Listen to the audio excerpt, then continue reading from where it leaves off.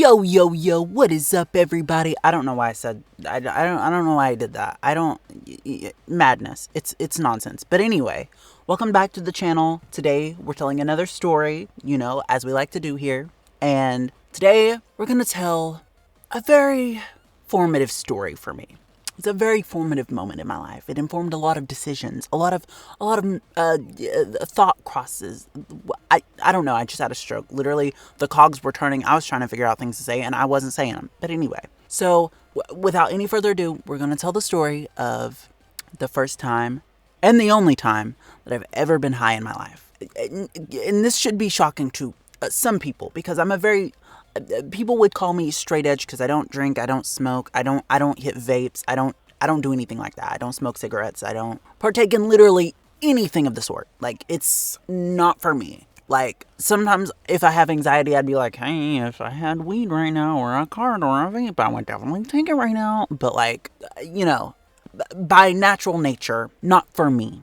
I don't judge those that do, but, it's not for me. But this story takes place probably about 2 years ago at this point, which is crazy to say because it feels like it happened. Well, no, it feels like it happened 2 years ago. People always talking about how, oh, this felt like just yesterday.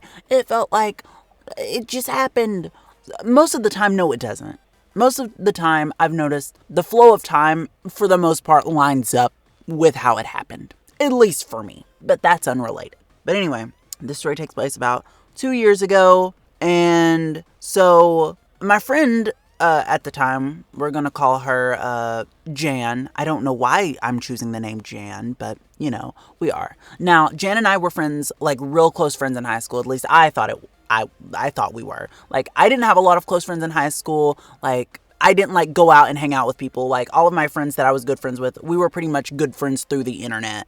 And then we would talk at school as well. So we had already graduated at this point. Yeah, we were pretty much graduated for a year at that point. And she tells me that she's having a get together at her house and that we would be staying in the guest house. Now, I don't know if she's rich or whatever. I'd never been to a house with a guest house before. Side note, I had never seen that before. So that was like, ooh, fancy. Ooh.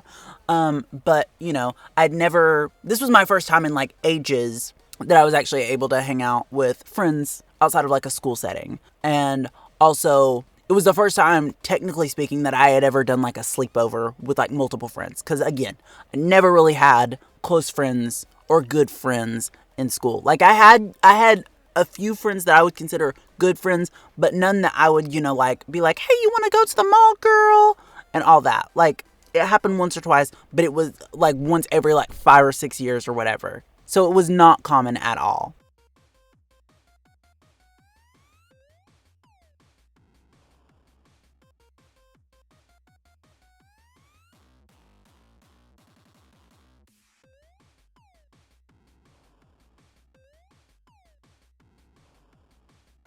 So I jumped at the opportunity. And so the night rolls around. It's me and a couple other friends from school. Well, some of them were friends. Some were friends of friends because all of my friends were band kids. And no shade, but it seemed I don't know if anyone else feels this way, but it seems after a certain point where your friends doing the extracurricular, football and band, it seems you kind of get left by the wayside for the people that are all the time in that. But that was just me. Could have just been me. I don't know. But so the night rolls around. It's fun. We're having a great time. There's pizza. And then all of a sudden, we get to the smoking portion of the evening. And so they had a pin. And also, I forget who. I think it was this guy. We're going to name him Sean. He had edibles. Now, he had a sweet tart edible. And I was I forget how I ended up coming into possession with this. I think it was being oh, I'd never done this before. I've always wanted to do this. Let me try it. And they were okay, so take one half now and then wait an hour and then take the other half. Now, I needed a hero. Bonnie Tyler, I needed a hero.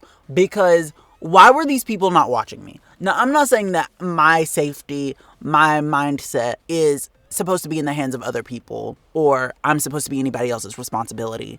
But You know, if you're a good friend and you know that this person has never smoked, done anything like that, I feel like it's in your best interest and in theirs to monitor them, like when it's happening. To like let them know, hey, maybe don't do that. Give them a little pointers, give them some advice. Hey, maybe don't do that. Because maybe if I had that, I wouldn't have taken half that edible and then hit the vape pen like 5 or 6 times because there was no smoke coming out of my mouth. So I was like, well, I guess I'm just going to keep hitting it until it does. Because, you know, obviously I didn't know any better. I thought smoke was supposed to come out. And if smoke didn't come out your mouth when you hit it, nothing was going to happen. I didn't know that that's not how that worked. But anyway, I do it and everything's normal at first. Everything's normal at first. And then all of a sudden, everything starts becoming really, really hysterical. Like, everything is funny to me. And in the midst of all this, I forgot this detail. But before this, I found out that they had, like, the Google lights or whatever. Like, you could tell Google to change the color of the lighting in the house to be whatever color you wanted. Now, me being me, because I love the color pink, I changed the lights to pink. Now, this will come into play in a little bit, and you'll see why. So, everything's starting to be really funny. And I'm starting to feel like I'm losing control of my fingers. Like, I'm doing what I want to do, but it doesn't feel like I want to. Like, I'm texting people. I'm texting people that are in the room with me. Like, I literally texted Sean that I thought he was hot or whatever. It was really embarrassing. Looking back, I was like, why don't we ever talk anymore? We used to be such good friends. We need to hang out. You're so hot. Like, my internal thoughts were becoming external thoughts, and it was getting really weird and embarrassing, and I kind of hate it. And so, like I said, I started feeling like I couldn't control my fingers. Like, I wasn't in control of what my body was doing. It kind of felt like that episode of SpongeBob where, like, you know, Plankton gets, like, the little thing and he, like, gets in SpongeBob's brain and he, like, bursts into Squidward's house and he calls him a mediocre clarinet player. That's what was going on here. Only I was, like, saying my intrusive thoughts, you know. And so that starts happening. And then all of a sudden, for some reason, I start seeing, like, for those of you that are, like, my age, like, not the youngsters in the audience, but, like, the people my age or older that had, like, the VHSs growing up, you remember, like, when you were fast forwarding or you were, like, backing it up, you had, like, the little 2 triangles and you had, like, the little white lines that would sometimes appear on the screen or whatever as you were doing it. And sometimes even as you were watching it. I started seeing those.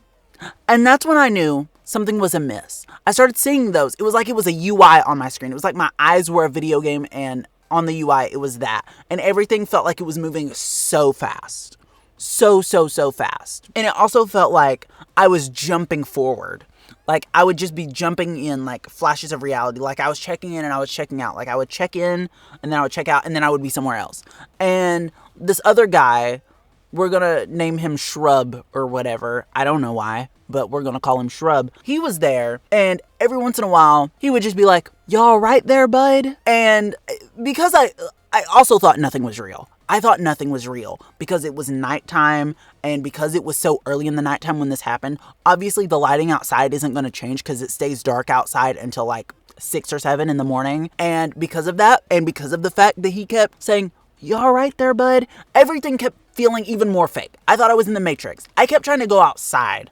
And, like, I would go to the door because I thought, hey, maybe if I go outside, I can get out of the Matrix. I can come back to reality. And they had to keep leading me away from the door, which I'll give them credit for that. That was a good thing that they did because she had, like, a high porch and I probably would have walked off the edge, fell, and died. But, you know, so everything was insane. Like, nothing felt real. At one point, I was literally walking from her couch. So, like, the living room area in the guest house was right next to the kitchen. And I would get on the couch, I would lay down, and then I would immediately get up and I would walk to the kitchen chair. And I did that, like, probably, like, 20 times because I was convinced. I don't know why. I was just like, you know what? If I can just walk from here and there, if I just keep doing this, I'll come back. I'll be normal again. I'll be regulated again. That did not happen. They called it my rounds.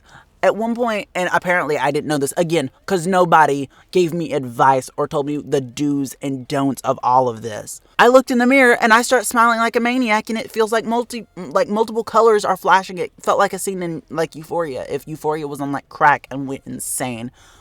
It was, like, horrible. My friend, probably, like, the person I'm closest to from that entire experience, she was telling me that she couldn't be around me because it reminded her of the first time that she got too high or whatever. And see, mind you, I didn't even know that I was too high at that point. I didn't know I was too high until like literally I was telling other people about this and they were like, oh yeah, you were definitely way too high. You did way too much for your first time.